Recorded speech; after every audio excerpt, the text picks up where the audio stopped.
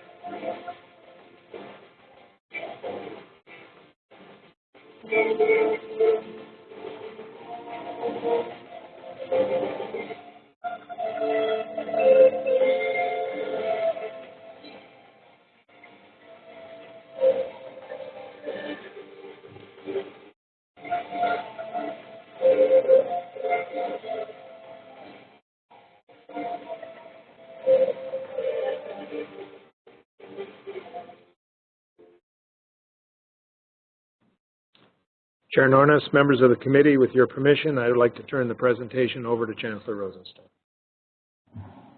Chancellor, welcome to our committee hearing, and this is a very nice setting. Very impressed, so proceed. Thank you, Chair Nornes, members of the committee. For the record, my name is Stephen Rosenstone. I'm Chancellor of Minnesota State Colleges and Universities, And I, too, am delighted to have the opportunity to spend time with you this afternoon and very much appreciate your flexibility in holding this hearing here at St. Paul College. In a word, we're tremendously proud of this college and the work it does. We also take great pride in this college's sister 23 community and technical colleges around the state and the 7 state universities that comprise our system. Each member of this committee has close ties with one or more of our campuses, so you can attest to the work that we do and how important our colleges and universities are to the vitality of the communities that you serve. The quality of St. Paul College is literally second to none, and it reflects the quality of all of our colleges and universities across the state of Minnesota. You only have to, for example, look at Winona State University's Composite Engineering program, which is the only baccalaureate program of its kind in the nation, and is absolutely key to the success of the composite industry in southeast Minnesota. Or look at MSU Moorhead's Geospatial Information Systems Center, that's a mouthful, with its leading edge technology that prepares students for public and private sector careers in everything from agriculture to business to urban planning. This is the kind of quality you will see at every single one of our colleges and universities. And Chair Nornes, members of the committee, I'd like, with your permission, to introduce some of the men and women who are here today who play key leadership roles, and I ask them just to stand as I introduce them. Central Lakes President Larry Lundblad, Century College President Ron Anderson, Minnesota State Community and Technical College President Peggy Kennedy, fresh back from the State of the Union address, a guest of our Senator, Normandale Community College President Joyce Esther, North Hennepin Community College President Lisa Larson, St. Paul College President, who you met, Rasul Desmond, and South Central College President Annette Parkner. In addition, we're joined today by Vice Chancellor of Finance and Chief Financial Officer Laura King, by Interfaculty Organization President Jim Grabowska, by Minnesota State College Faculty President Kevin Lindstrom, who couldn't be here today, but instead we have in his stead Vice President Norm Halsa, Secretary Greg Wright, and the local president right here at St. Paul College, Ed Shones. Representing Minnesota State University Association of Administrative and Service Faculty, Mike Sharp. ASME Council 5 State Chair, June Clark is here. Representing the Minnesota Association of Professional Employees, Tabitha Reese-Miller. Minnesota State University Student Association Executive Director, Elizabeth Howe. And the President of Minnesota State College Student Association, Kaylee Shoemaker. Thank you for your leadership across the state of Minnesota. I'm also delighted to introduce you today someone who has been a tireless supporter of St. Paul College. Steve Leyden, who's sitting directly behind me, is a member of the Friends of St. Paul College Board. He established a scholarship in memory of his daughter, Abby Kay, a scholarship for students here at the college studying child development. Steve Leyden is here today with his son, Grant, and I want to thank him for his generous support of our students and their success.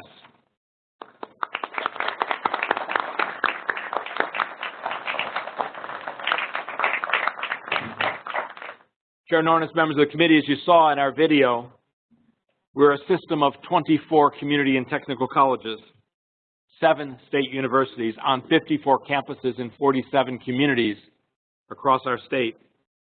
We are the largest provider of higher education, continuing education, and customized training in the state of Minnesota. And we are the 5th largest system of higher education in the nation. We serve about 410,000 students, students still in high school, students right out of high school, adult learners and workers and professionals updating their skills or preparing for new careers. This includes about 112,000 students online, 82% of all the PSEO students in the state of Minnesota, and 6 out of 10 of our students are attending a college or university in greater Minnesota. In short, we serve Minnesota. 88% of our students are Minnesotans. And when they graduate, they get jobs in their related fields, and they stay here to work in Minnesota. At the undergraduate level, literally 6 out of 10 of all undergraduates in the state of Minnesota attend one of our colleges or universities, with the other 42% being divided almost equally among the University of Minnesota, the private colleges, and the for-profits. Our 17,650 talented faculty and staff deliver about 3,700 programs, including 522 programs online. And every single year, we award well over 40,000 certificates and degrees, including associate's, bachelor, and graduate degrees. And this chart before you, the next one, is a great way to show just how affordable we are. It shows that all of our colleges and universities offer the most affordable higher education options in the state.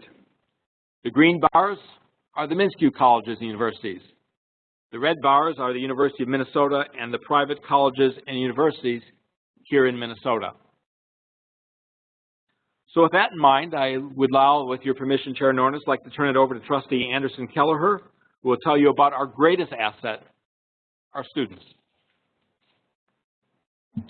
Welcome to the committee, former speaker. Thank you, Mr. Chair and committee members. It's my great pleasure today. Thank you, Chancellor Rosenstone. And we do have the pleasure of having many of our students in the room with us today to introduce you to more of our students. So nearly half of Minnesota's business graduates come from MNSCU's colleges and universities. Without our colleges and universities, the face of business in Minnesota would look very different. Today, I would like to introduce you to one of our students. One day, I'm most certain that he is going to be one of our business leaders in Minnesota. Ivan Martinez. Ivan?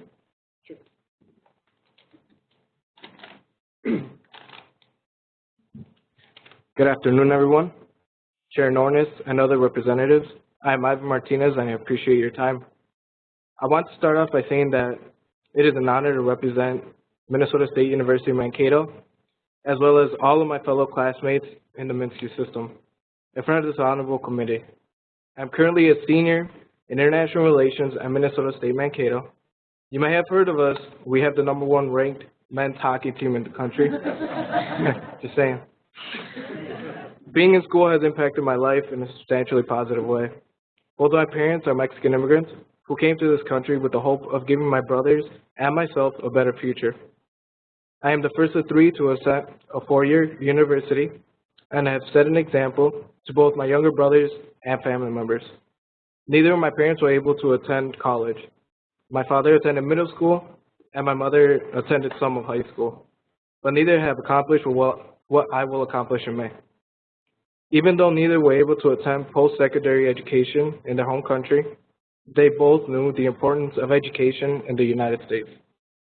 I am also a veteran of the Minnesota National Guard, where in July of last year, I completed 6 years of service enlistment, one in which I spent in Iraq. The military taught me the importance of being physically and mentally prepared, which has equipped me to surpass different obstacles. It taught me that knowledge is the best asset that a leader can have. My parents are not wealthy in monetary terms, but they are supportive and have always pushed me to strive for more. And that in itself is a type of wealth that has no price. With the affordable tuition at Mankato, assistance from financial aid, as well as separate scholarships and veteran tuition assistance, I have almost accomplished one of my most cherished goals, which is graduating from a 4-year institution at Minnesota State University Mankato. My education will not end with my bachelor's degree. I have begun to look into graduate schools all over the country to pursue a postgraduate degree in international affairs. My ultimate goal is to one day work at an embassy or in the United Nations headquarters in New York City. I wish to continue to set the example for my family as well as the Latino community. I understand that decisions at this level are difficult to make, but hope that you will consider that there are students who depend on access and affordability to pursue an education. Through education, we are better able to change our communities and ourselves. I thank you for your time. Ivan, thank you for being here, and I apologize. I think I mispronounced your name earlier, so. Sorry. It's good to see you. Yeah. Ms. Kelliher? Thank you, Mr. Chair. You can see that Mr. Martinez is a very impressive student. 3/4 of Minnesota's graduating nurses are educated at MNSCU colleges and universities. Without our colleges and universities, the faces of nursing in Minnesota would be very different. I'd like to now introduce you to one of our students studying to be a nurse in Minnesota, Heather Christopher. Mr. Chair, Ms. Heather Christopher. Okay. Welcome and proceed. Thank you. Good afternoon, representatives of the House Higher Education Committee and of Minnesota State Colleges and Universities. My name is Heather Christopher, and I am honored to speak as a representative of one of MNSCU's two-year schools. I am currently in my 3rd semester of Normandale's nursing program. I want to share with you today how being a Normandale student has impacted my life and the life of my family. And in order to do that, I need to share a little bit of my background. I have 6 very good reasons for choosing to continue my education. Their names are Jameson, Elliott, Holden, Oliver, Whitman, and Fisher. They are my children. They are my sons. My husband Scott and I have 4 biological boys and 2 boys who we adopted from China. Both of our adopted boys have special needs. Whitman, who is 10, was born with a very large bilateral cleft lip and palate. And Jameson, our oldest and our newest family member, is 17. When Jameson was 10, he was involved in a hydrogen explosion that utterly altered his life forever. The explosion left him blind and severely scarred all over his upper face and torso. The explosion also left him an orphan. Both Whitman and Jameson require ongoing medical procedures, therapies, and surgeries.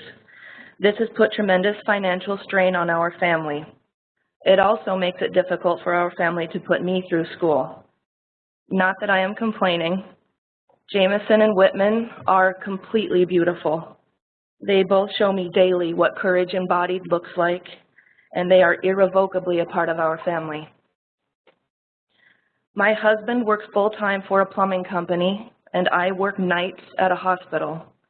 We are barely making it. The brakes on my car just went out this past Thursday, and the $612 repair fee is more than the car's $500 value. My husband's 2000 Dodge Neon has just become my family's sole source of transportation. We do not have credit cards, and we are in real danger of losing our home. We see education as a long-term solution to so many of our financial difficulties. We so greatly believe that the end result will be worth it that we are suffering in the short term for long-term reward. It would be a far greater cost to my children, my husband, and me if I were to drop out of the program. My future success and the well-being of all 6 of our boys directly correlates with my completion of the nursing program and the walk I take across that stage to receive my diploma. I am willing to put in the work it takes to complete this program, and I'm thankful that my family is willing to support me. After being accepted into the nursing programs at both St. Kate's and Normandale, I chose to pursue my degree at Normandale for 2 reasons. Normandale has one of the highest passing rates in the state for the RN licensure exam, and the financial package was far better. The already low tuition at Normandale and the financial assistance that I have received through federal and state financial aid, as well as scholarships from Normandale's foundation each semester, have enabled me to keep attending. I know that the only reason I have been able to stay in school up to this point is because of the low cost and the scholarship assistance that I have been blessed to receive.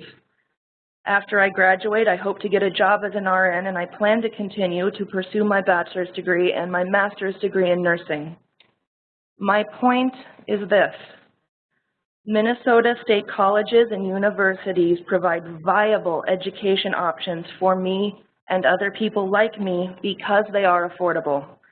I and so many others who might not otherwise be able to go to college are able to receive a quality education at two-year colleges in Minnesota without the huge price tag.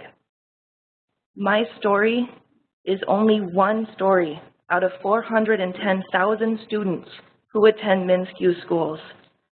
I am certain there are far more compelling stories out there than my own, but I want you to know that your decisions regarding the state support of higher education, and more specifically MnSCU, has a direct impact on me and my family today, as well as my son's families for years to come. My desire is to be an exceptional example for my boys, an example of integrity and strong work ethic. And I believe being successful in school will help set that example. I don't envy the decisions that you all are entrusted to make, but I do wish you all of the wisdom and insight that you need to make these hard decisions.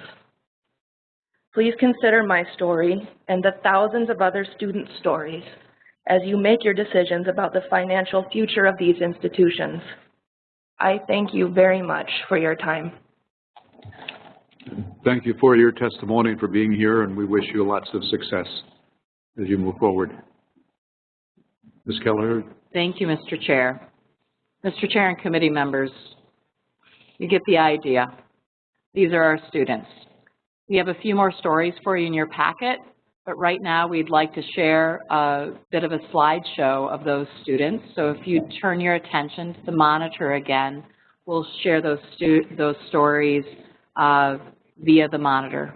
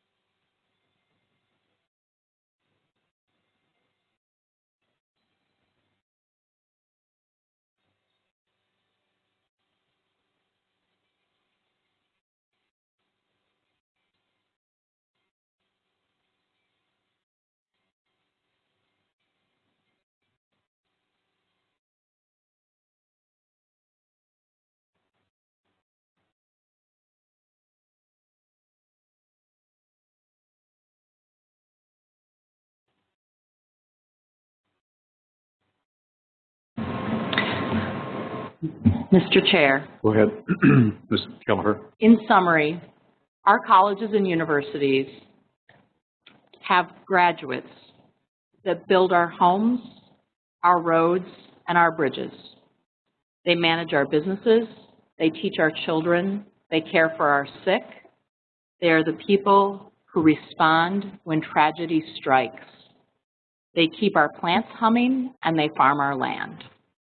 They are our parents, our friends, and they are our next leaders. Today, I want to thank Ivan and Heather for being here. I want to thank them for their testimony, and I also want to thank them for their courage of sharing their stories. Mr. Chair, the Chancellor, I think, will take it from here. Chancellor Rosenstone. Chair Norris, members of the committee, thank you, Trustee Anderson Kelliher. Simply put, we're incredibly proud of the students we serve. This year, we're serving over 52,000 first-generation students, over 62,000 American Indian and students of color, 99,000 Pell-eligible students, students coming from extremely modest family incomes, over 11,000 veterans. And in each of these categories, we are serving more students than all the other higher education providers in the state of Minnesota combined. It's who we are, it's who we're committed to, it's what we do. Students of color and American Indian students comprise an increasingly large percentage of the students that we serve, and it will be an even larger percentage in the years ahead. And as a result of the Great Recession that we just seem to have finally come out of, more and more of our students come from families with very modest financial means. This slide shows the dramatic growth in Pell-eligible students during the last 10 fiscal years, a 75% increase. The state-based increase, of course, occurring after 2008. Our colleges and universities have increased from about 24% to over 37% the share of Pell-eligible students that they serve. And all of the increase in for-credit taking courses in our enrollment since 2005, all of it has occurred among Pell-eligible students. That's the changing landscape of our student body and the changing landscape of the students we need to serve. Our students are older, average age of roughly 26, and they juggle very complicated lives, as you heard today. Often they have full-time jobs or 2 jobs. They're raising families, and they're tied to place. So they don't have flexibility that some 19-year-olds have of just throwing everything in the back of the car, driving 300 miles, moving into the dorm, and going to college full-time. Our students are different. Chair Norris, members of the committee, the last topic I'd like to touch on with you this afternoon requires that we all just step back a moment and focus on some of the critical challenges facing Minnesota. Challenges that we must work together on over the next couple months to protect communities across our state. The first challenge has to do with a set of demographic changes that are occurring. With the baby boomers retiring, Minnesota will need to replace about 600,000 workers over the next decade. And over the next 15 years, that number grows to nearly 1.3 million workers retiring will need to be replaced. And if our economy continues to grow, as we of course hope it will, there'll be another 63,000 new jobs in Minnesota over the next 15 years that we need to fill. And all of these jobs will require people that have a greater sense of capability and technical skills than the people that they're replacing. And at the same time that we have to confront this demographic tsunami, Minnesota's population growth has slowed. And the state demographer tells us it's going to slow to an historic low over the next decade. If you look at the number of high school graduates in Minnesota, it's declined about 8% since the year 2010, and that dip in high school graduates is going to continue until about the year 2023. It's a little more complicated still. 2/3 of all the population growth that will occur in our state over the next 25 years will occur among people of color. And if we do not do a much better job of preparing these communities for the kind of work that has to be done in Minnesota, the future of Minnesota will be in great jeopardy. The risk will be there in every single community across our state. Simply put, we cannot afford to leave anyone behind. So what makes this so urgent is a simple fact. 74% of all the jobs in Minnesota by the year 2020, and that's almost the day after tomorrow, 74% of all the jobs will require some post-secondary education. Now, you may have heard the president last night say that the number was 2 out of every 3 jobs. That's true for the nation as a whole, but there is no state in the nation that needs a more educated workforce than Minnesota. Our number is 74%, not 66%. And as I talk to Minnesotans across the state, business people here in the Twin Cities, but also in greater Minnesota, it is the quality and availability of the workforce which is the greatest challenge that they are confronting. It threatens their ability to expand and grow. It threatens the ability of them to want to remain here in Minnesota. And the quality of our people has been Minnesota's competitive advantage for decades. It has affected our ability to grow. It's affected our ability to attract and retain great businesses in communities across our state. And our ability to deliver this high-quality workforce is the secret for the century we just entered. It'll be an even more critical factor in our economic future over the years ahead. So if you put this all together, the baby boomers retiring, the slowing population growth of Minnesota, particularly in greater Minnesota, the increasing diversity of our people, we have the makings of a perfect storm. A storm that threatens the economic vitality of communities in every region of this state. And we have a perfect storm unless we act decisively, and unless we act decisively right now. Again, we simply cannot afford to leave anyone behind. Minnesota has, as I've said, been known for its educated workforce. It's one of the things that has set us apart from almost every other state in the nation. Education was key to Minnesota's prosperity this last century, and it's even more critical to our economic vitality in this century. And for Minnesota to successfully compete in the global economy, it simply must have the world's best workforce. A workforce that has the right number of people with the right skills in the right place with the right knowledge and capabilities to get the job done. And this is a hard word, in a climatologically challenged state whose population growth has slowed, we must build the talents of all of our people. The third challenge that you've already heard about from our students is access to an affordable education. We will simply not have the world's best workforce unless we provide access to an affordable education. All learners, whether they're fresh out of high school or adults with jobs and families or incumbent workers updating their skills or retooling for new careers, all learners must be able to get to a college and university and must be able to afford classes when they get there. We are extremely grateful to the legislature and to the governor for the investments you made in the last biennial session in higher education. Thank you for that investment.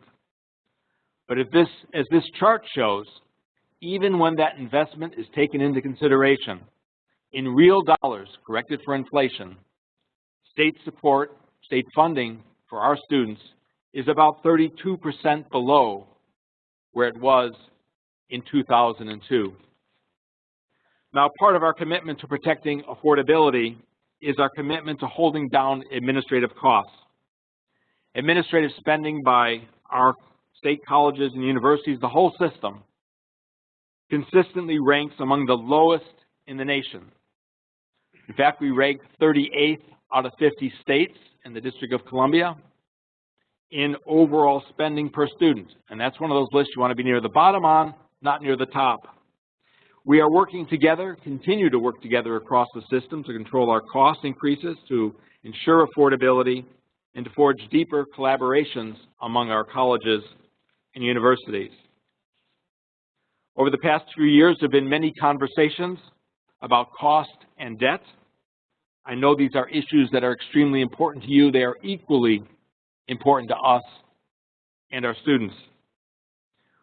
When we have a chance to discuss with you in the weeks ahead our budget proposal, I think you will see that we have heard you loud and clear.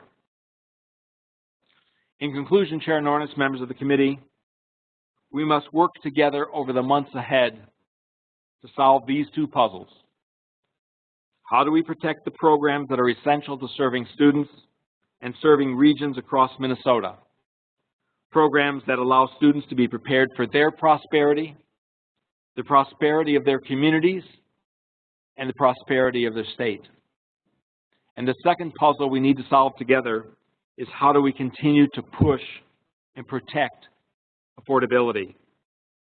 These are the puzzles that we have to focus on together over the months ahead, and we look forward to working with you to find solutions to these puzzles. Chair Nornis, members of the committee, on behalf of Chair Renier and Vice Chair Anderson Kelliher and all of our trustees, I hope today's overview has provided you an even deeper understanding of who we are and what we're committed to providing to the people of Minnesota. Our graduates are your family, they're your friends, they're your neighbors, your colleagues, and your community. They are Minnesota, and we look forward to your questions and the discussion with the remaining time. Thank you. Thank you, Chancellor Rosenstone, and we will open it up for questions now, and hopefully the students might want to be a part of that if there's some questions directed their way. Our first question comes from Representative McDonald. Thank you, Chair. Representative McDonald from Wright County, a graduate from HTC, Hennepin Technical Center in commercial photography. And that degree has been great for my family for the last 28 years. I have continued to photograph families in some of the most opportune, important times of their life, from birth to death. And I'm thankful to the great MnSCU programs to give me that education. But I knew from a very young age that I wanted to be a photographer. I knew the career path I had to choose. I was one of 7 kids. I kind of wanted to go to a 4-year university. St. Thomas was on my radar. But because I knew what field I wanted to be and the lack of funds from my family, I chose affordably and a good program with the HTC, and has done well. Chancellor Rosenstone, thank you for your good work. Ms. Margaret Kelliher Anderson, thank you as well. And Mr. Renier, thank you for your good work as well in the MnSCU colleges and universities. The question I have is that your analogy about the puzzles, we got to put the puzzles together, correct? But we actually have to cut the puzzle pieces out first. And that leads to my question. I see that you work well with the high schools, of course. That's very important that we work with the high schools and the business communities if we want to solve the problem that's ahead of us. But can you explain what are we doing in our middle schools where their ages are impressionable, where the students kind of have, they're in that puberty stage, so they really don't know, they have a couple of things on their mind, not necessarily a career. But we need to cut those pieces out of the middle school age and work our way up to the high school. So if you could just explain a little bit of what programs, what goals, what is our work towards that? You're addressing the question to the Chancellor, is that? I am, to the Chancellor Rosenstone. Chancellor Rosenstone? Yes. Chair Nornis, Representative McDonald, members of the committee, I think the agreement was the hard questions would go to Trustee Anderson, Kelliher, and Renier, and I would get the easy ones, but I think this one was passed to me. The state of Minnesota, as you well know, has a marvelous P20 council where all sectors of higher education, K-12, come together, pre-K as well, to help figure out how we do put those pieces together. The world's greatest workforce legislation that was passed in 2013 by the legislature put us working together with K-12 in some powerfully new ways. And one of the tenets of that legislation was that we work to ensure that every single student, every single high school student, not only finishes high school, but is prepared for post-secondary education as a plan for education in life and a career. That planning process is one that we need to be intimately involved with the schools. We need to begin to put on the radar screen for young people, even middle school students, what the possibilities are, and get them to understand what the link is between the things they love to do and the possible careers and opportunities that exist. And so one area that we've been working very closely, of course, is in the area of manufacturing, where there's a huge shortage of people in the pipeline to come to places we have at our colleges and universities to train them. And one of the problems there is that there's no good understanding right now of what engineering is really about.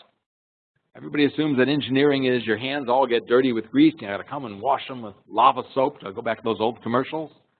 And of course, it's about robotics and it's about controller systems that are all computer driven. And there's no way right now that we're doing, I think, the job we need to do in partnership with business and industry to tell the story about how that passion and interest of a student might link up to manufacturing or might link up to a PhD in physics. But finding a way in which we can work collaboratively with K-12, with business and industry, to help students tap into their passions and interests and understand how they link up to a career and a life that will be exciting for them and, by the way, help meet some of the needs of their community, is, I think, work that's still ahead of us. But the P20 Council is providing an opportunity for us to do that, and we're deeply engaged with Commissioner Casilius in finding new ways to make that happen. Representative Isaacson has a question. So, Chair Nornes, if I could help just a little bit. Thank you, Representative McDonald, for the question.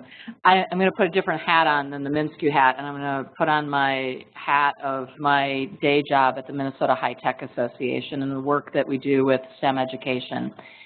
And one of the areas that I can say on the middle school years that we do a lot of work on is work with girls in STEM education and trying to do more work to help young girls not lose their interest in STEM education, because we do see different things happen between girls and boys at the middle school years. Up until middle school, girls are very interested in math and science, and then they seem to lose their interest. And boys get more interested as they go into the high school years. So finding more hands-on experiences for girls in the area of coding. And so there have been more coding clubs formed lately that are statewide that women are forming that are hands-on, that can help girls find an interest in this. The Lego and robotics leagues that are forming, this is helping. But this is an area where trying to use the combination of fun and hands-on. So I'm an old 4-H'er, and I think that in some ways we have to go back to that model of hands-on learning and social interaction to have some fun, to get kids a little more exposed to what might be hands-on. You know, I think we look at things like what Representative Pawlowski and Representative Bernardi have been very involved in with youth and government, and you turn that to the STEM field and you say, you know, what can we do there to expose to those younger students career possibilities and get them hooked into it. Nursing, manufacturing, and kind of hook them in a little earlier in, and then get them on a pathway in. Thank you. Now, Representative Isaacs. Thank you, Mr. Chair. A couple things. First, as an instructor at Century College, I want to echo the sentiments from the student Heather, who was here, that is the norm rather than the exception. It wasn't a cherry-pick student. I can tell you in my classes every semester I've got several students that are fighting battles very similar to that, that show resilience and a real tenacity for their education and understanding what this chance is that I wish many of the folks at the four-year school had, because it's a real appreciation for the opportunity, and it's a demonstrating hard work under odds that were way harder than my experience in the four-year schools when I was younger. And so I'm really can't stress enough how important that testimony was, and something we should be keeping in mind as we discuss and look at the future for MnSCU. My question comes back to something Representative McDonald asked, but I'm going to ask it in a slightly different way. My experience in looking at the skills gap, and then in the last 2 years writing bills to try to enhance customized training and creating kind of a pathway between businesses and MnSCU that maybe started with the job and then ended with the education as a part of that, rather than education then going to the job, kind of reversing that model. One of the things that I noticed in looking at the history of what MnSCU has been doing and how it responds to the market is that by its nature, it doesn't allow itself to be quite as nimble or perhaps as easily mobile as it needs to be to respond to the fluctuating landscape of the vocations we offer here in Minnesota. And I'm just wondering, and I don't know if it ends up with you giving the same answer, but how can we find a way to give MnSCU the flexibility it needs to be able to reach out? And I think what's important, and you and I discussed this yesterday, was the regional aspect of work in Minnesota. I talk about it like Century is near some of the biggest medical device technology companies in the world. And so why wouldn't we focus on that and provide that? Because I know that St. Jude's, for example, was hiring for not just a couple, but like hundreds of positions. And so my concern is that what can we do to really begin to take that focus and allow MnSCU that kind of flexibility, or what can MnSCU do to become more nimble to respond to those needs? Chancellor Rosenstone, have you got an answer? Chair Nornes, I do. Thank you, Representative Isaac and members of the committee.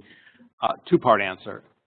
First, with respect to customized training, I think that's about as entrepreneurial a place we have within our colleges and universities. They can turn on a dime. Calls get returned within 24 hours, and within 7 days, you can have a customized program on the site of that firm in place, ready to go to meet their needs.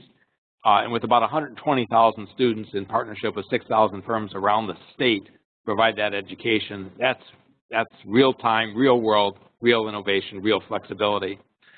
Within our, if you will, 4 credit programs, and I'm just going to turn to make sure I got the right number, I think it's well over 100 programs a year that get turned off or turned on.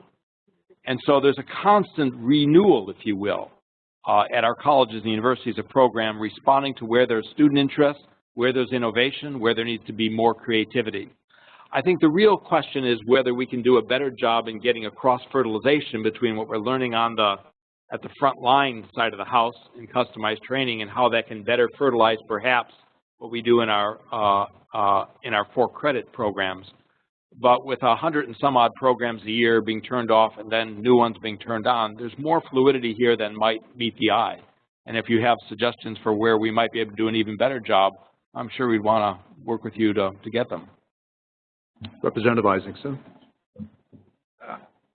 I knew about some of that, but I think that my question would also come back to what can we do to ensure, I mean, MnSCU is driven, like all of the things, we have to have the money to run the programs, and obviously it's hard to shut up a program that's pumping out graduates where there are no jobs, but it has a steady flow of students, and I want to know what we can do to ensure that we don't make those mistakes again in the future as well, without making it a punitive moment for MnSCU. I don't blame you for putting out classes where students have a desire to learn, right? I'm more concerned with that when we get into the customized training side, especially in the technical fields, that we're taking the time to really respond to where that need is in the community rather than what the need is internally.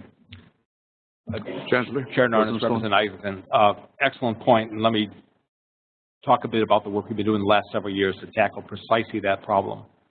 The problem you're suggesting might be characterized as how do we ensure we have an alignment between our academic programs and the workforce needs, better yet, the future workforce needs, so we can be kind of skating to where the puck's going to be when our students actually get out.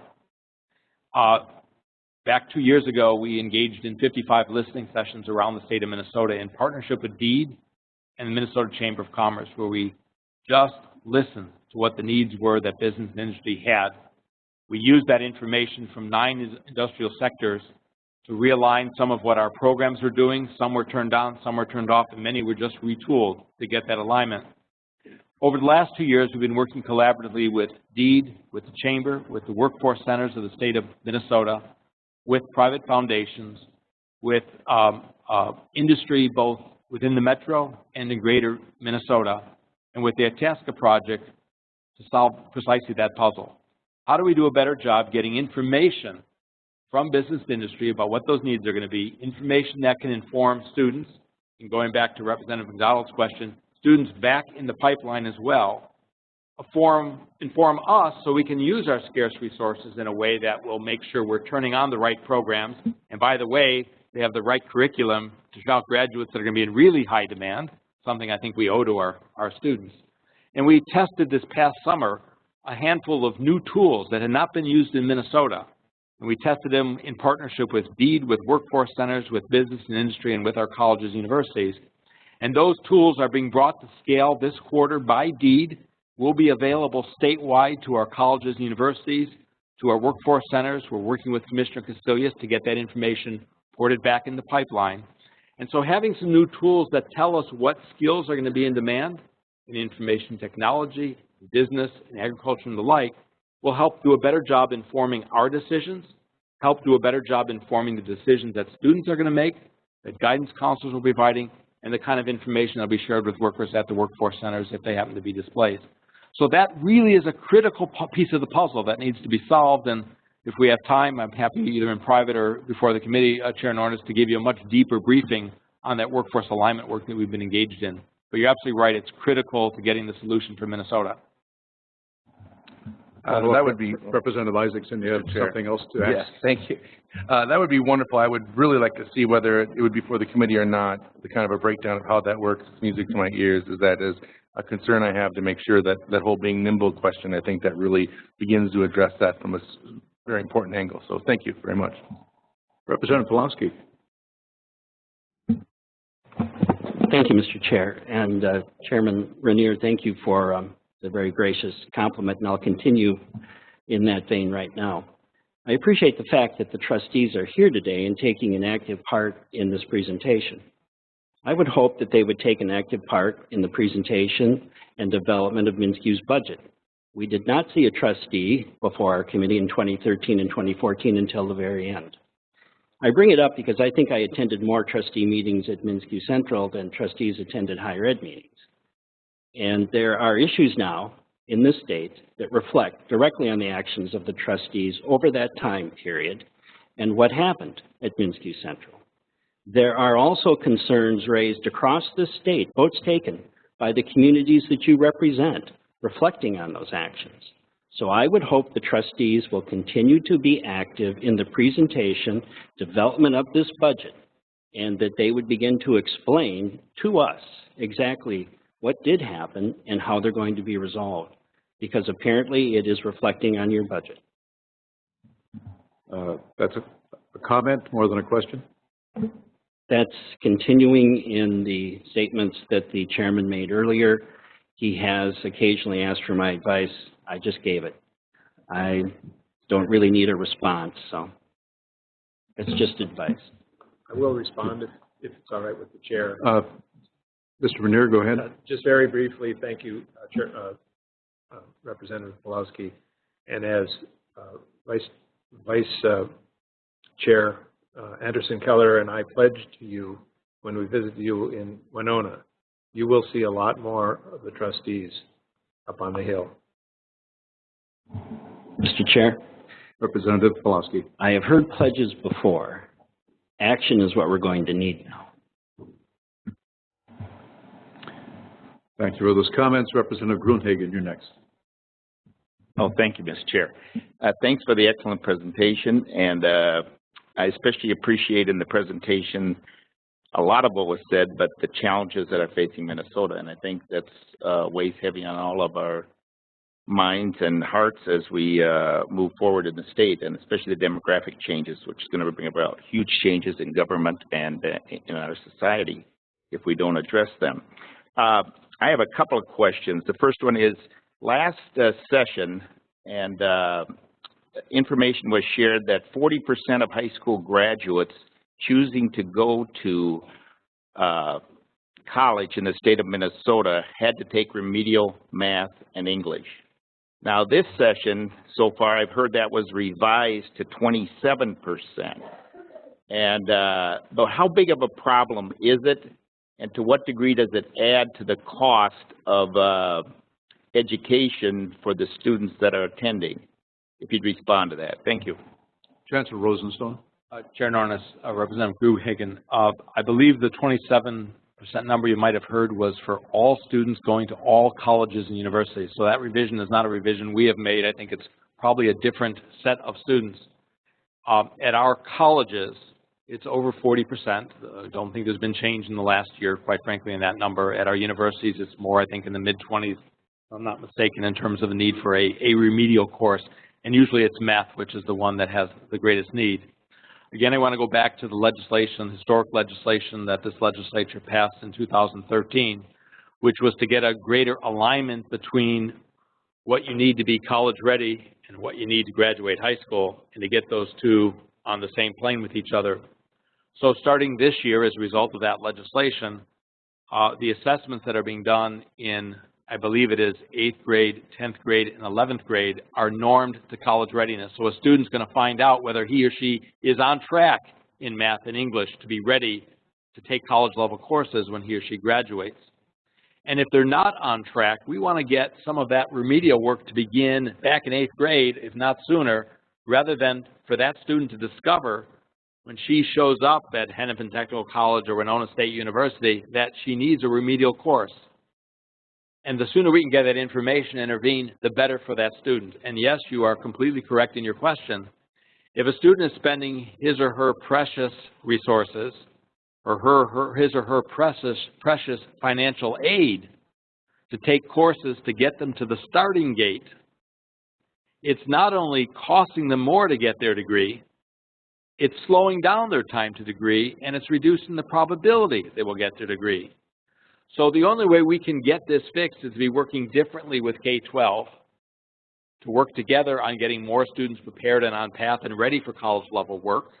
That's part of making sure we're going to have the people we need for the future. And with the legislature's help and with the work we're doing with Commissioner Casilius to implement this, and with school systems around the state, I think we're going to see gradual improvement in that over the years ahead. Representative Gruenhagen. Oh, thank you for that response. And so you believe that that legislation is going to improve the situation in that particular area? Chancellor Rosenstone. Chair Nornes, Representative Gruenhagen, I do. We're exactly, I think, I want to say 19 months into implementation. I think if you would want a more formal report on the implementation work we've been doing to give you a deeper sense of that, I'd be pleased to share that with you. And I suspect if the committee wanted to hear the full-blown version, Commissioner Casilius and I would be pleased to tell you in much greater detail about the work that we're doing together. Thank you. Another question? Is that it? You get another question? Yep. Representative Gruenhagen, go ahead. Oh, thank you, Mr. Chair. The other question I have, I had an opportunity to sit down with administration in my district, and I concur with you as far as the administration costs. They've cut it to the bone, okay? And your presentation seems to confirm that. But one of the things that he said was, there are a couple of factors that were stressing the finances at the institution. Is one, at least in the rural area, you're seeing declining enrollment in students. And his figure, I think, was about 7% over the last, per year over the last 2 to 3 years.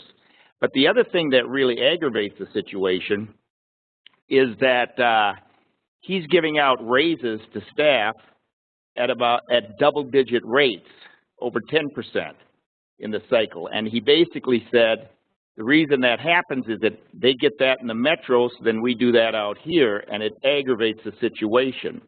As a further example of this continual problem, I believe, that needs to be addressed, especially with the baby boomer shift coming up, is previous Chair Pulowski in the legislation we passed, and which I voted for out of committee and off the House floor, had a provision in it that directed University of Minnesota and MnSCU to settle their contracts within the additional funding. And yet the next year, last session, a request came back that the settlements were $17 million, if I remember correctly, over the funding that we had given. So we had to approve an additional $17 million. So there seems to be this cycle, and I don't know if that came from MnSCU or the University of Minnesota system or both. But having been on the school board in charge of negotiations, I see this same cycle on the K-12. We get funding, we settle our contracts over the funding. So there's this continual cycle of, it seems everybody wants to, I don't want to use the word bankrupt the system, but deficit the system. When like at the K-12, 80% of our costs were salary and benefits.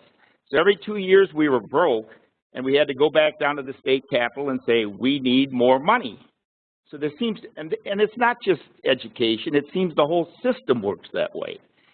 So my question is, how can we remedy that and bring salary and benefit settlements in relationship, in balance with the funding that's actually provided, and not constantly create this deficit situation, which just, you know, as going forward is going to aggravate the whole system and is especially stressing campuses that are experiencing declining enrollment. If you want me to repeat the question, I will, by the way. Chancellor, we have about 20 minutes left, so go ahead and respond if you care to. Chair Nornis, I'll try not to use all the 20 minutes. Representative Grugan, this is a very good question, a very good question. A couple things, and I want to perhaps spend some time with you offline to understand a little more your understanding of some of this. Our settlements with our bargaining units are statewide settlements. There's no ability for a greater Minnesota college or university to reach an agreement that's different than the Metro, and no ability for the Metro to reach an agreement that's different than a greater Minnesota college or university. And I know of no bargaining unit, and we have bargaining units here who can speak for themselves, that received a 10% increase in the last biennium. Secondly, we closed the 2013 session with inadequate resources to settle the contracts at the level we wanted to and that we wanted to provide our faculty. And our faculty took 3 years of hard freezes to help protect affordability and address the financial problems that we confronted as a system of colleges and universities. 3 years of hard freezes. No other bargaining group in the state of Minnesota took 3 years back-to-back of hard freezes. And the settlements that were reached for MAPE and AFSCME did not allow our faculty, given the resources we were left with, to have settlements that would be comparable to those other bargaining units. Our board gave very strict instructions. Do not spend any money we do not have. And we could not settle those contracts at the level we wanted to and that we thought were fair for our faculty without getting additional help from the legislature. So we came to you and came to the governor in the last session, not to say we have overspent our budget, will you please bail us out, but rather following the board's instructions, if there are not additional dollars, you cannot bring dollars to the bargaining table we do not have. And so with your help, with the help of the governor, with the help of the other house, we were able to get additional base support of $17 million, which not only allowed us to settle the contracts after the support was received, but more importantly, allowed for a settlement that was fairer, given what other employees in the state had settled for, and a settlement that was commensurate with the value of our faculty, the importance and criticality of our faculty to our students, to our programs, and by the way, honored the fact that these were the people that took 3 years of hard freezes to help us protect the things that we all hold so dearly in this state. So I'd be pleased offline if you'd like to share the details of all those settlements, to compare them with the other bargaining units, to fill you in and to learn more about the particular case that you're thinking of. But in a nutshell, for members of the committee, particularly new members of the committee, that's the history of how that unfolded over the last 2 years. Thank you, Chancellor. Sorry, Chair Nornis, declining enrollment, if you want me to comment on that. That was early in the question. Yes, go ahead. Yes. Indeed, we do have a slight dip in enrollment at our colleges and universities. Our enrollment is largely a function of two things, demographics and economics. The good news about 3.7% unemployment is everybody's back at work. The bad news for our colleges and universities is everybody's back at work. And so we had this humongous surge in enrollments following 2008. And now students that came to our universities have graduated, and many that otherwise would have come to our colleges are finding great jobs. Our enrollment is still about 5% ahead of where it was prior to 2008. In greater Minnesota, we have an additional problem, and that's the population shifts that are occurring in our state, and the other part of the puzzle is the demographics of the declining high school graduates. So our colleges and universities are dealing with those enrollment dips. They're making the cuts to give balanced budgets. They did it last year. This year, we're looking at about $25 million of planned cuts to balance the budget. We are not, when we get to our budget discussion, bringing that puzzle to you to solve. We are taking responsibility for that solution.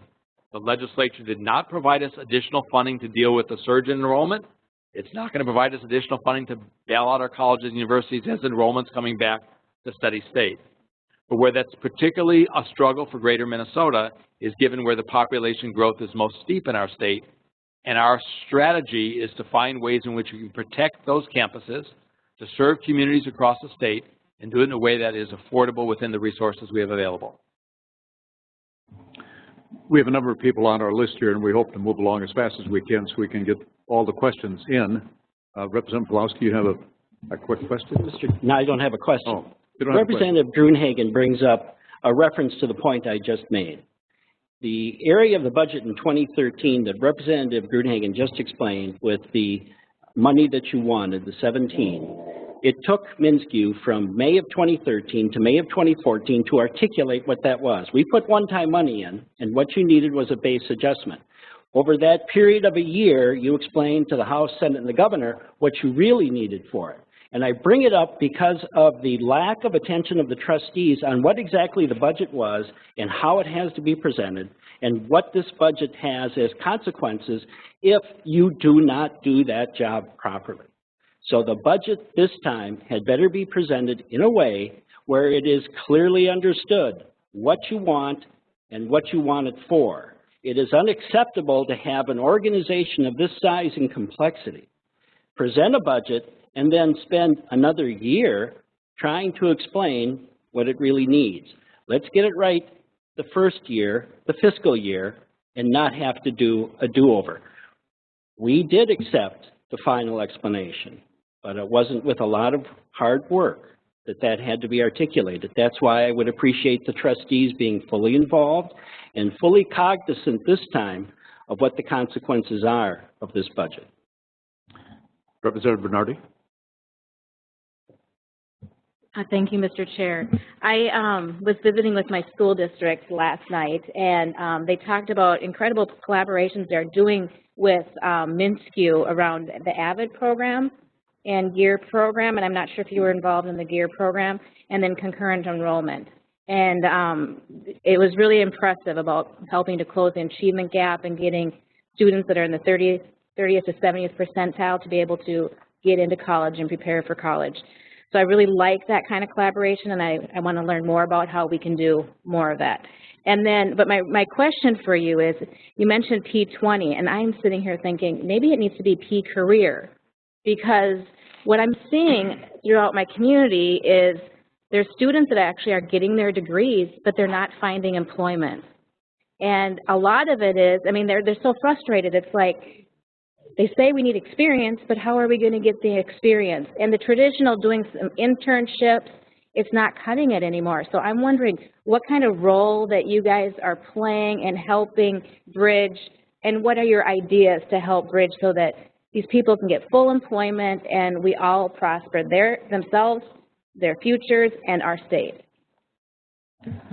Mr. Chairman and Kelliher. Representative Bernardi, we're looking all over the state for models where this is successful.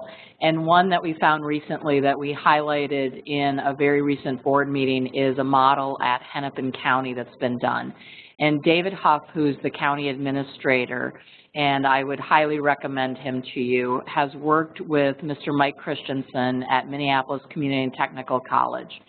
What they've done there is when Mr. Huff came to be the administrator at Hennepin County, he looked at the county workforce and looked around, and he sees the coming baby boom bust that's going to happen. He also sees the need for workforce diversification in the county, and he looked at what the workforce requirements currently were for the workforce. And many of these jobs said four-year degree. Mr. Huff looked at the jobs and thought, you know, I think many of these jobs could be filled by two-year degrees. And if we had a partnership with Minneapolis Community Technical College and really established both a training pathway with almost an apprenticeship program, we could diversify our workforce, have people come into really well-paying jobs, and have a win all around. And that is what is happening in Hennepin County right now. Now, that's one example, but Hennepin County is one of the largest employers in the state. We actually brought that, I brought that awareness to the board. They did a presentation to the board. We're going to bring that awareness to MnSCU, actually, as an employer. We're hoping that maybe someone will bring that awareness to the state of Minnesota, but those are all public employers, important public employers. That could be brought to other employers as a model to say, let's look at what the work requirements are. Let's look at maybe we don't need to start at the 4-year degree.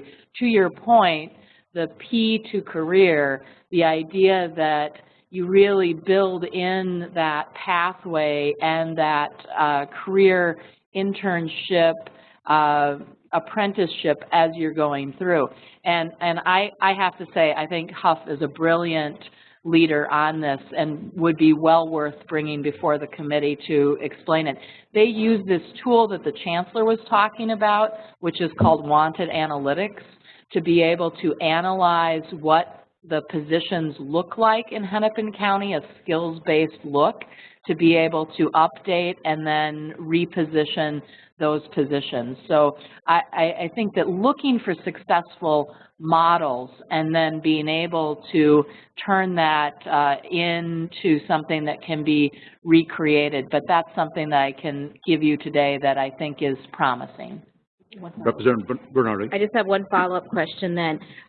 So when people do find employment, sometimes they're being underemployed, and I think a lot of people are experiencing that. We haven't talked about it today, what is your placement rate? Do you track and help students get jobs? Do you know that data? Chancellor Rosenstone. Chair Nornes, Representative Bernardi, I needed a lifeline here to make sure I was giving you the right number. 85% of our students get a job right out of their program in their or related field. And over 80% of our students stay right here in the state of Minnesota for that job. Thank you. And it varies a lot by program. Some of our programs have 100% placement rates year in, year out because they're in such high demand. Thank you, Mr. Chair, and I'm pleased to hear that my daughters are going to be happy to know that there are MnSCU students at the present time. And we're ecstatic that their mother's happy. Yeah, thank you. Representative Barrett, do you have a question? Thank you, Mr. Chair, and I appreciate all the testifiers coming today and everyone else here, especially the students, Ivan and Heather.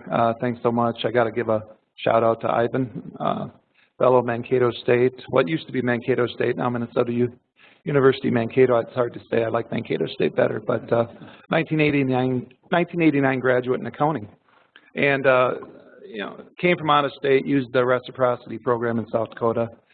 Pell Grant recipient, loans, worked 30 hours a week to get through college. So I am acutely aware of the costs of higher education, although they are more expensive today than they ever have been. But to probably the Chancellor, regarding tuition, I know most of the kids that come to the colleges under your purview are probably Minnesota residents, but I am curious, not only in the MnSCU system, but also U of M, how you price your tuition non-resident compared to resident. And I'll just give you the setup for why I'm asking the question. The way I look at it, you have a cost to educate a student, of which some of it is subsidized by taxpayers.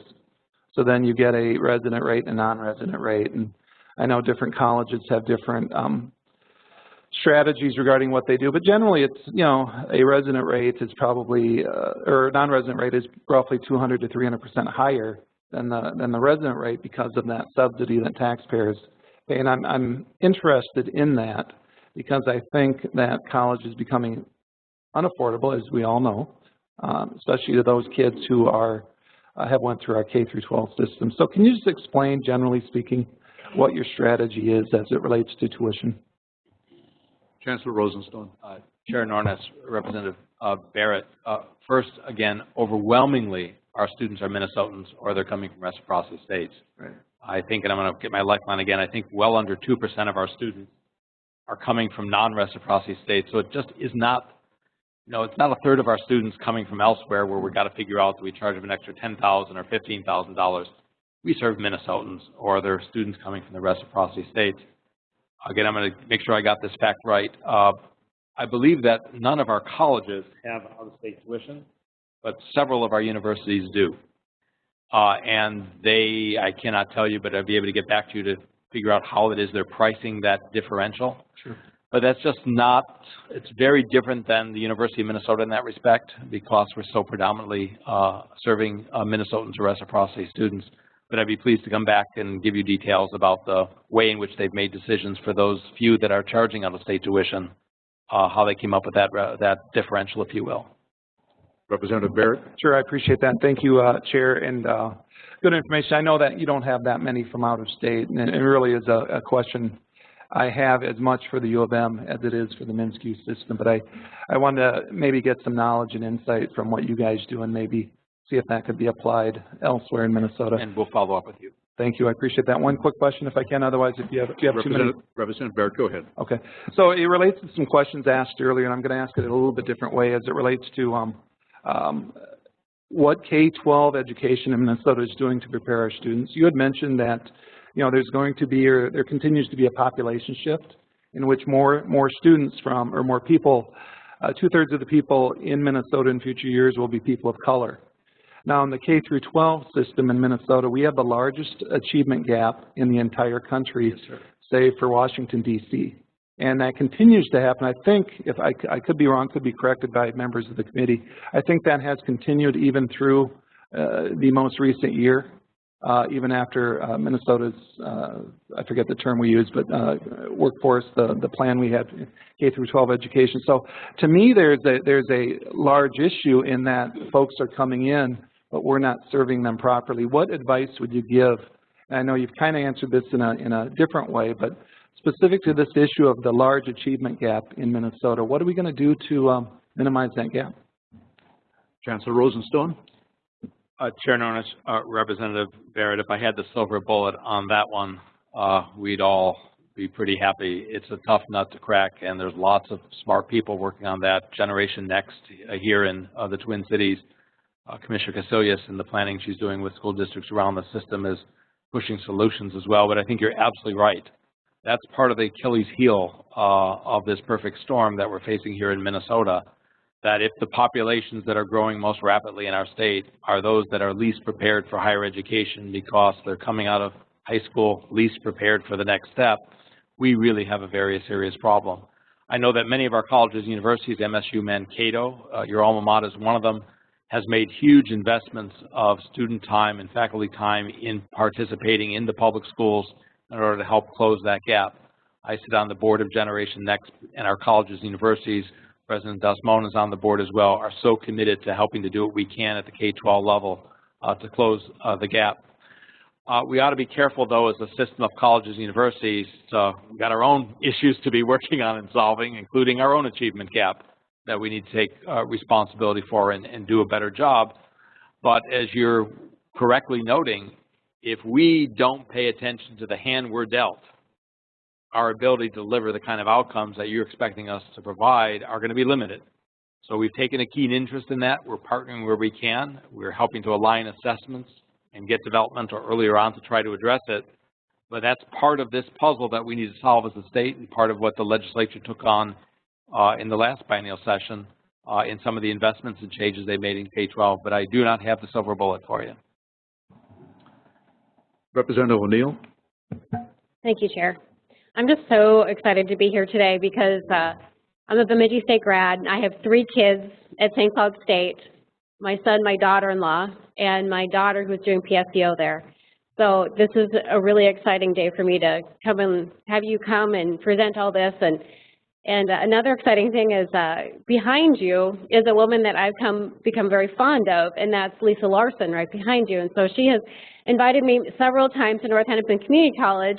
I've been there 3 times, and former Speaker Kelliher and I were there for the ribbon cutting for the STEM building, so that was incredibly exciting as well.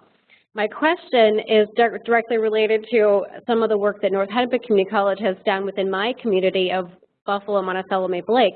And they have this incredible partnership already with the Buffalo High School. They have night classes right there in the building itself. And they are actually, I'm not going to spill the beans, Lisa, but they are working on a project that I'm very excited to kind of get in the middle of and maybe have you do a presentation when the time is right to look at something revolutionary with this partnership between the high school and community college. That being said, my question is to the Chancellor, if you could explain how wide-reaching is this incredible partnership, or is Lisa just this amazing, she is this amazing president that has formed this relationship, but does it go beyond North Hennepin Community College and the Buffalo High School? Are there other such relationships out there between the community colleges, technical colleges, and our high schools? Chancellor Rosenstone. Chair Nornes, Representative O'Neill, yes, President Larson is amazing. Yes, she's doing amazing work at North Hennepin Community College. And yes, and I hope this is not the disappointment, she is not unique. This kind of work, working in new ways with K-12, new ways to bridge this path to higher ed, new ways to provide opportunities for early college, new ways of making sure that students can be on the path that makes sense for them, is occurring around the state. Behind me, I believe, is also Larry Lumblad in Brainerd, who's been doing amazing work for years in this area. We also have, though the president's not here, at Anoka Ramsey, amazing work with that school district. Up on the range, we have Sue Collins, who has been working with help from IRRB and the public schools. You want to see something amazing, go visit Virginia High School and see how our college has been partnering with the high school to create pathways to technical education up on the range. This is a new way of thinking. And I think whether it's on this question of the relationship to K-12 or going back to the earlier conversation about workforce, the secret sauce, quite simply, is finding ways to put the pieces together in far more powerful ways. In the conversations I have had over the years with Commissioner Casilius when we began this conversation close to 3 years ago now, she put it very simply: let's first figure out what's right for the kids, and then we'll let all the grown-ups in the room. And so what we're trying to do in our partnership with K-12 is answer the question, what's the right path for a student? If the right path is to come to one of our universities and take some PSEO classes because this student's a math whiz and she's ready to go, we want to create that pathway. If the right path is to have a critical mass in the high school, have the properly credited teacher to teach a college level course in the high school, we want to facilitate that. If not, come to our college or university and we'll make it happen. And on technical education, the legislature, I think 3 sessions ago, said that on the technical side, if you're ready to go and are capable of doing it, you can take that course as a 10th grader. And we're providing the pathways to do it. So part of solving the big puzzles before us is figuring out how it is, whether it's K-12 and higher ed or middle school, workforce centers, DEED, the business community, the chamber, how it is we're all going to be working together in ways we haven't worked together before in order to do what's right for students, do what's right for incumbent workers, do it right for communities across the state. And in the case of K-12, the work that Lisa's doing is, I think, emblematic of that kind of work across the state. Representative O'Neill. Thank you. Just one little follow-up. And when you talk about the STEM in high school, I just want to also emphasize that I actually have a STEM elementary school, and I know that is a new, they just started it maybe 4 or 5 years ago. Small little bit of funding to launch it, and it's really drawing in the girls. And so I see now the evidence of that, because I actually got to go to the high school on Friday and do another tour, and they brought me down to their metal tech ed department where they have a new plasma cutter and a new CNC machine, and they're teaching the kids how to operate it, computer operated. And I was so thrilled to see girls in that classroom. I was just stunned. I was so excited. And to hear that one of their best students is a girl who likes to use that plasma cutter to do art. What a combination of things, because it's an art magnet school. So, we need to think even all the way down to the, I think Representative McDonald had mentioned even the middle school, but we actually have, in Wright County, we actually have STEM elementary schools that are just really on the cutting edge of doing things. So we have to think all the way back to that. So I just want to kind of put that out as a thought. But thank you for the work that you're doing, and thank you, Lisa, for being here, and we'll have to chat after. Coffee. We need coffee yet. Thank you, Lisa. Our final question, I think, for the afternoon is from Representative Rosenthal. Thank you, Mr. Chair. I'm going to jump on this alignment bandwagon. First of all, I'm happy to represent Normandale Community College, and Heather, continue the good work. You're doing great. You know, Bloomington has always been one of the cities that are on the forefront, whether it be early childhood or now we're implementing the Career Center, where students go to get advice on what's out there. And, you know, my son, once he realizes he's not going to be a professional soccer player, is going to have to come up with a plan. And, you know, I said this in committee the other day that I truly believe that, you know, not every kid needs to go to a four-year college, and that two-year or certificates are really, really important. And what we're doing in Bloomington is not only partnering with Normandale and Hennepin Tech, but with businesses. And I think that's the key piece, because we are shipping kids out to work in these businesses during the day and come back to school and maybe take a class in college. And what is happening is they're going to have a job after they take this course. And I think that's critical. And we have this huge need in highly skilled manufacturing that's, as we know, is not being filled. I think this is a really good way to fill it, and I like the way that we're going about the alignment. I think we got to hit this hard, and you know, I'm proud of what they're doing in Bloomington. I think we can do it throughout the state. Thank you for your comments.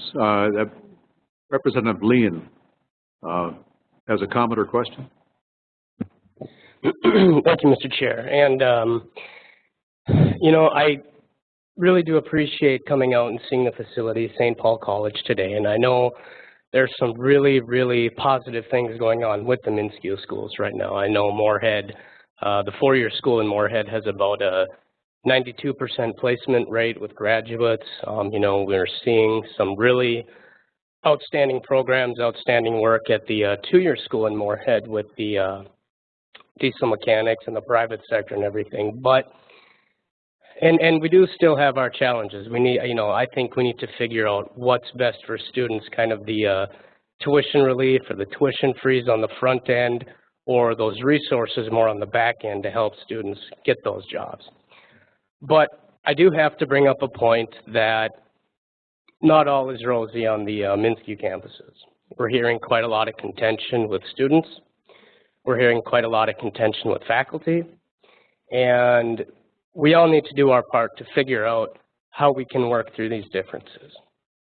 But just one question I have, just kind of for my own understanding, and you know, this may be directed at any of you or all of you, but after the 2014 session, when we had appropriated that $17 million to settle those contracts, I was told that those contracts would be signed, settled, end of May. And here it was, August, September, and some of those talks, some of those challenges were still ongoing.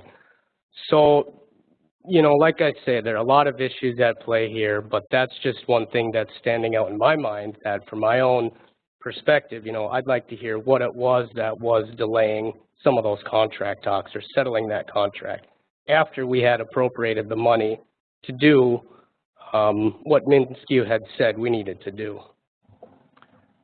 Chancellor Rosenstone. Representative Nornes, Representative Green, the dollars were brought to the bargaining table as soon as the legislature acted. And I would be pleased to have our Vice Chancellor for HR meet with you and talk about the details of those negotiations. But our goal was to get them settled as soon as possible. The first contract, I believe that was settled, and I may not have this order exactly right, was the MUSAF contract. I believe it was settled within 30 days. I believe the one after that was MSCF. I think that was within 60 days. And Jim, I don't remember the exact date, but it might have been as long as 90 days before we reached settlement on the IFO contract. Again, the instructions from the board were crystal clear. We could not bring those dollars to the table until you had appropriated them. But as soon as they were appropriated, we brought them to the table. And I can't tell you for sure whether 30 days is fast or slow.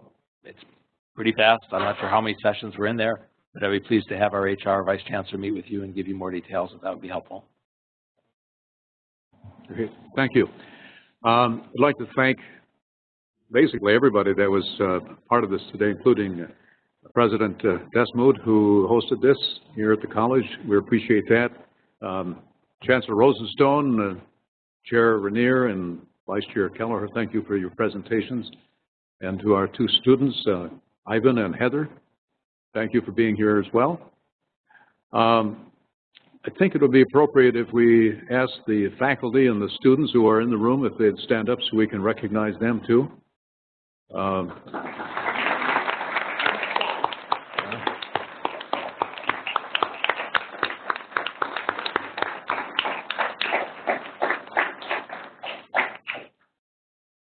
Couple of announcements. First of all, also a thank you to the folks that are listening by WebEx, and hopefully it came in loud and clear wherever you are. And thank you for being a part of that. I also want to just mention one other thing. The technical arrangement here today is really outstanding.